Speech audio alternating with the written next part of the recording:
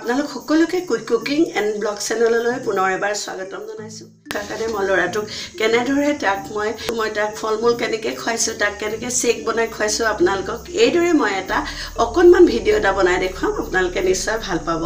এয়া মই জাহাজী কল লৈছোঁ। জাহাজী কল মই 6টামান ল'লোঁ, যিহেতু এইটো সৰু সৰু পৰিমাণটো আপোনালোকে ধৰিব পাৰিছে। জাহাজী কল পকা জাহাজী কল ল'লোঁ আৰু আপোনালোকে ডাঙৰ হ'লে 2টা বা 3টা ল'ব, বেছি নল'ব। আৰু এয়া লৈছোঁ আলমণ্ড, এয়া কাজু, এয়া কিচমিচ আৰু মই এই 3টা অলপ সময় ধুই পেলাই তিয়াই থৈছিলোঁ। ইয়াত লৈছোঁ অকণমান চেনি আৰু ইয়াত লৈছোঁ গাখীৰ। এতিয়া মই গাখীৰ এটা পেকেটেই মই ইউজ কৰিম। তাৰপাছত মই আৰু গাখীৰ গৰম দি থৈছোঁ আৰু চেকটোৰ লগত মই মিলাই দিম। এতিয়া একেবাৰে সহজ এই বানানাখিনি, এই কলখিনি, জাহাজী কলখিনি মই মিল্ক চেক বনাবৰ কাৰণে মই ইয়াত মোৰ মিক্সিটোত উঠুৱাই দিলোঁ।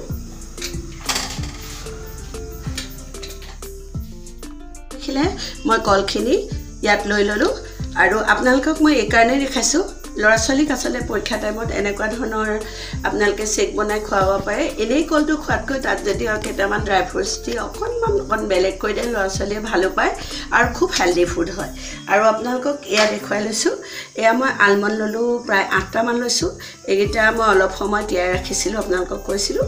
এইকেইটাৰ লগতে দি দিছোঁ কাজু লৈছিলোঁ 10টামান আৰু খিচমিচ লৈছোঁ এয়া 20টামান।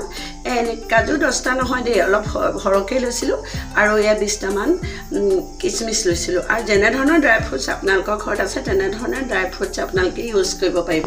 মই এইখিনি গোটেইখিনি ইয়াত দি দিছোঁ। দি দিয়াৰ পাছত মই ইয়াত অলপ গাখীৰ দি দিছোঁ।